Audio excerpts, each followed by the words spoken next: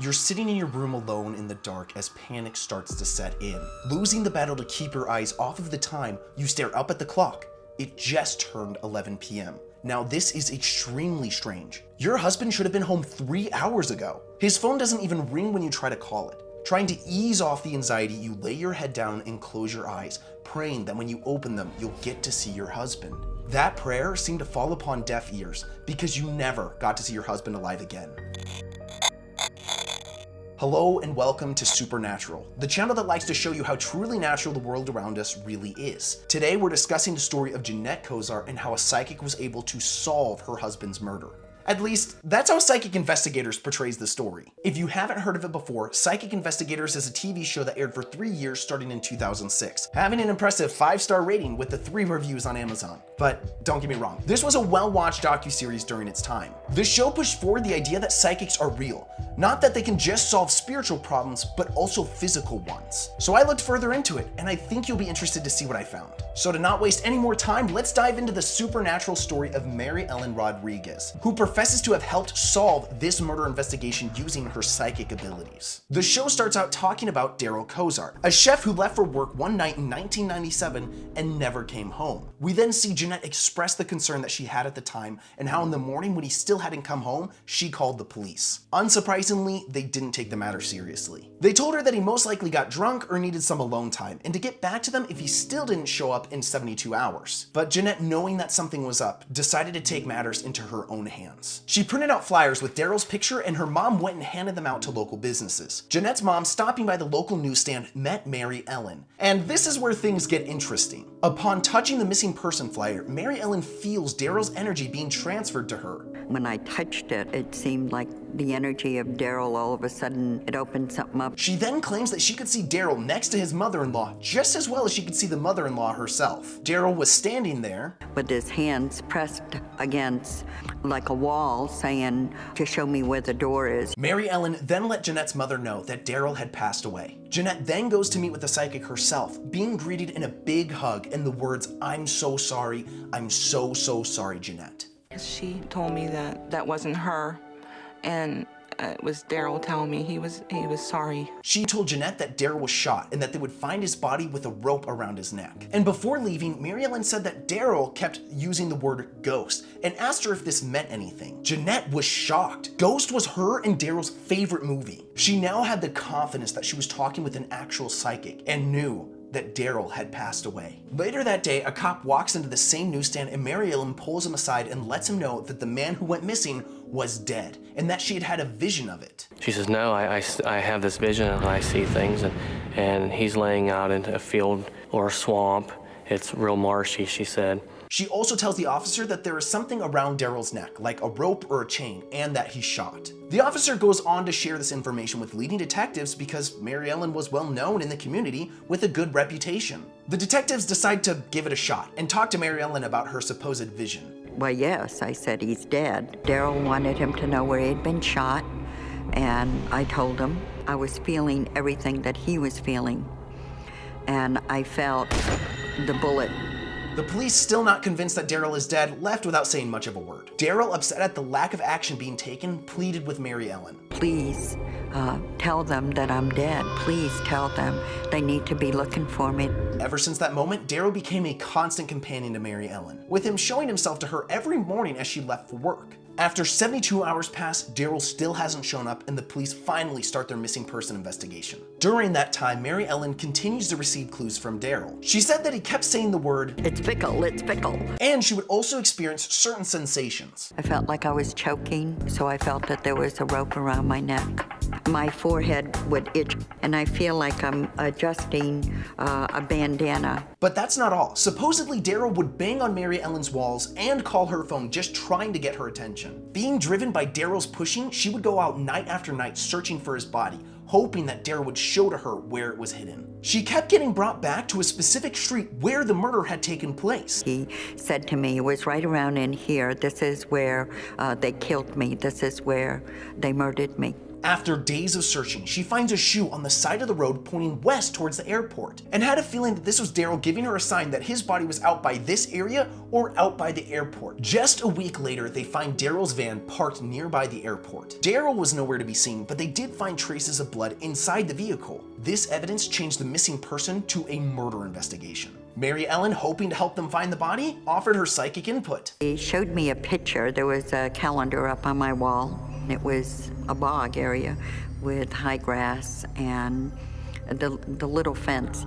That's where his body was. A day later, with Daryl's body still missing, he grabs the steering wheel as Mary Ellen is driving and tells her to turn around and go straight to the police station to let them know to go look for him. She negotiates with Daryl and agrees to go see them again after going to church. She held up her end and confronted the police, asking why they weren't checking the bogs like she had mentioned. She also added that Daryl was face up and wearing a bandana. The officer was still unconvinced that she was right. He said, I don't have the manpower to do that, and that could be any place. After some more conversation, Mary Ellen relays that Daryl says his body will be found before Tuesday morning. As Monday afternoon rolled around, a passing truck driver noticed a body wrapped in a plastic tarp and called it into the police. They confirm it to be Daryl, and as predicted, he's laying out by a bog. And my phone rang and I said, I know. You found him, didn't you?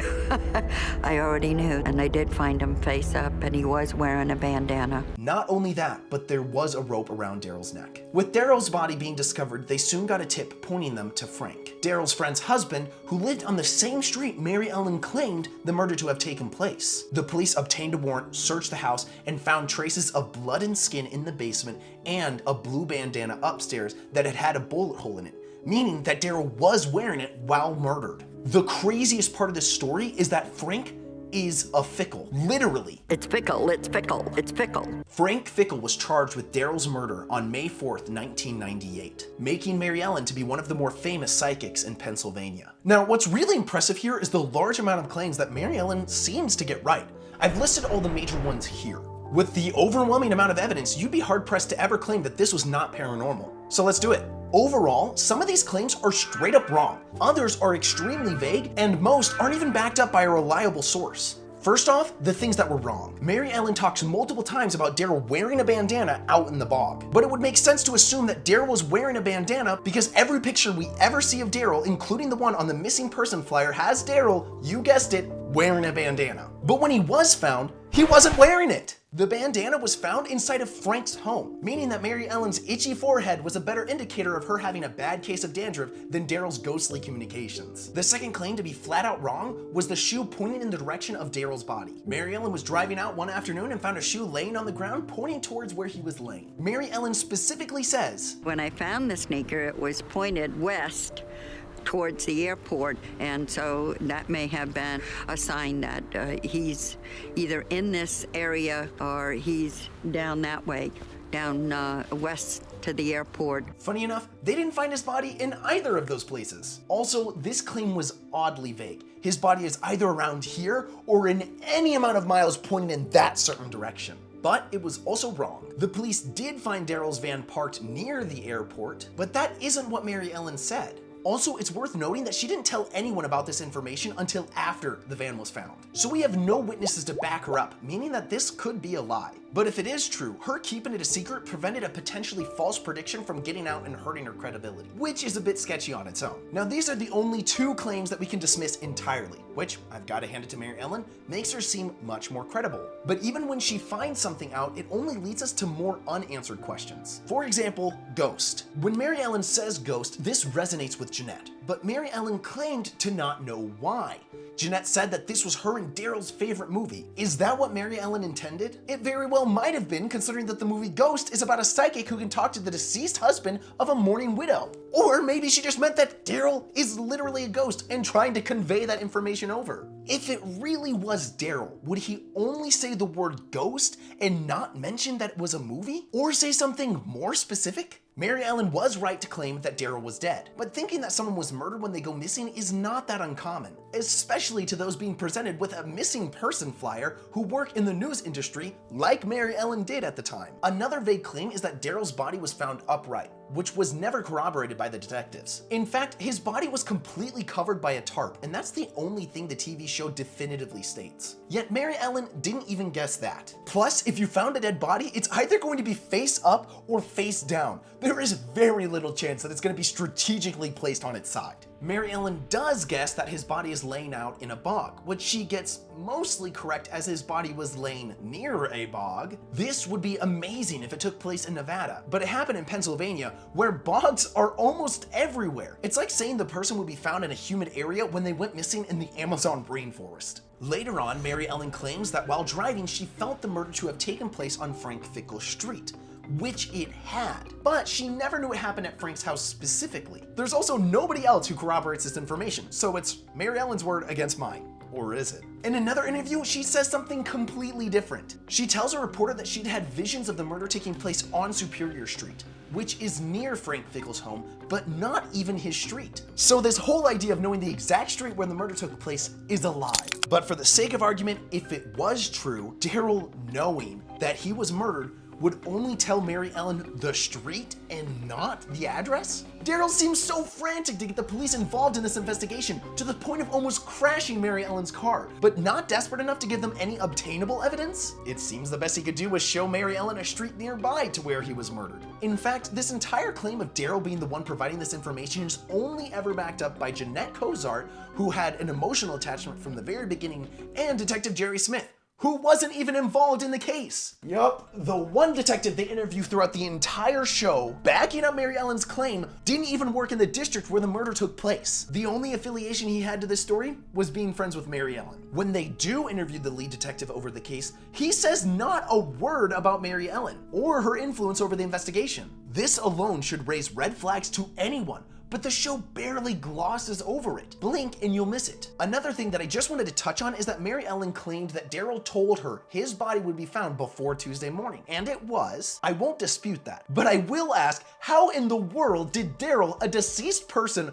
know what was gonna take place in the future? She never said that this was a psychic feeling. She said it was Daryl telling her this. And remember that she said before Tuesday morning, which is not too specific. If she said that the body was gonna be found on Monday afternoon, that'd be a little more convincing, but claiming that something is going to happen before a certain date is a common tactic that a lot of psychics use to up their chances of being right. If they say that you'll win the lottery tomorrow, in one day, that can be proven wrong. But if they say within the week, month, or year you'll win the lottery, that gives them a lot more time to string you along and potentially fault you for not going to the casino enough to make their prediction come true, which sounds really backwards, and it is, but it happens. One of the claims that I have had issues with is that of Daryl being shot and his body being found with a rope tied around his neck. When Daryl's body was found, there was indeed a rope tied around it. Yet once again, Mary Ellen was vague in this, saying that at times it was a rope and other times a rope or a chain, and that she knew this was the case because it felt like Daryl couldn't breathe. Whatever that means. Frank Fickle did at one point hoist Daryl's body up using a rope and then fire at it multiple times. But chances are that Daryl was already gone from a previous bullet wound, so there was no choking involved in his murder. But to be fair, there was a rope and Daryl had been shot. I am not disputing this in any way. The final claim, the end-all be-all of this entire episode, is that Mary Ellen knew the murderer's last name before he was even suspected. And what amazing evidence do I have to prove this one wrong? Not much. I can't find any evidence that Mary Ellen had insider knowledge apart from knowing Jeanette and potentially being friends with her mom. But to say that because she got this point right is proof of her being a psychic might also be a bit of a stretch when you take into account all of the other discrepancies. In actuality, she never claimed to know that Fickle was the last name of the murderer. She just said the word Fickle over and over again. But because this ended up being the murderer's last name, it is broadcasted on national television for the whole world to see. There is a pretty good argument to be made here that out of all of her guesses, one would end up meaning something. And in the end, if the word Fickle hadn't meant anything, it never would have made itself into the show, which really makes me wonder what she did say back in 1997 and she'll never repeat because it ended up being proven wrong. One thing that most psychics have in common is sharing when they're right and keeping their mouths shut when they're wrong. I'll give you a quick example. I recently went to the Clown Motel, a supposed haunted place right next to a graveyard, and took a night ghost tour. The man giving the tour used a special EMF reader on his phone that would spell out words for us, supposedly coming from spiritual entities. The words words would be pretty random, like cold or stick. He would pretty consistently read the words to us and explain what they meant. Oh, cold? It's cold in here. Stick? There's a stick right over there. That's what the ghost is talking about. But there were a few times where a word would come in and he would just refuse to say it.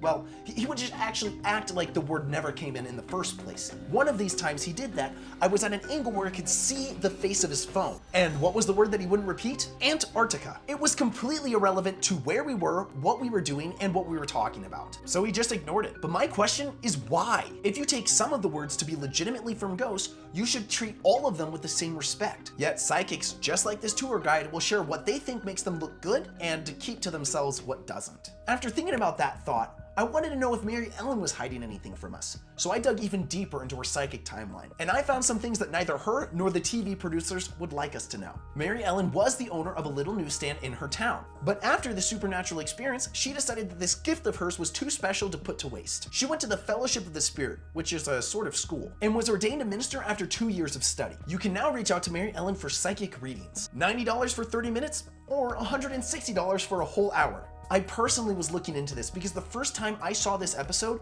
it was posted on YouTube, and one of the comments said, Mary Ellen has no reason to lie for gain. She seems to be an upstanding, well-respected citizen in her community. Thank goodness the detectives could see she was serious. And I just about lost my mind. Mary Ellen has only ever gained from this experience. Her name has been plastered on national television as being a psychic. She was able to move on from her little newsstand and make hundreds of dollars just by talking to someone. But unfortunately, you know who didn't gain from this experience? The people she tried to find. People? What do you mean? Well, I found that the police force in Ohio asked for her input in identifying skeletal remains in 2006 due to her popularity from this TV series. She headed over and said 3 things about this person: that he was someone who wore glasses, that he was upset that his shoes were missing, and finally that they were either from Detroit or Canada. Which is crazy. She listed a specific city or an entire country. 12 years later, they identify the skeletal remains belonging to Gregory Griffin, a 47-year-old male from Ohio. She got one thing right: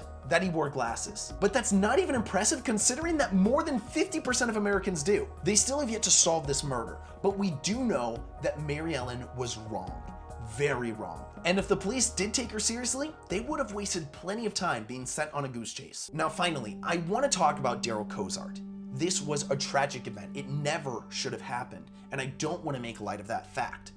But I would argue that Mary Ellen did. Overall, she did not help with the investigation like she claims. She just did a whole lot of talking. To give you a recap, it was the police who found Daryl's van, not Mary. It was a trucker who found Daryl's body, not Mary. It was the police who suspected Frank Fickle, not Mary. And it was the police who gathered the evidence to put that man behind bars for the terrible act he committed, not Mary. But who gets praise in this situation? Someone who said that they could speak to the dead without any objective evidence. I'd like to ask you how you would feel if a friend of yours, or even a stranger, started speaking for you but without your permission, saying the things that you thought and felt when you weren't there to challenge them. I don't think anyone would be happy about it, but it happens every single day to the deceased, and I think it's gross. Fun fact, Daryl was buried in a pinstripe suit, not because Daryl said that that's what he wanted, but because Mary Ellen claimed Daryl said that's what he wanted. I am disgusted by this idea that someone who knew little to nothing about me could walk over and portray me as shallow enough to care about my missing shoes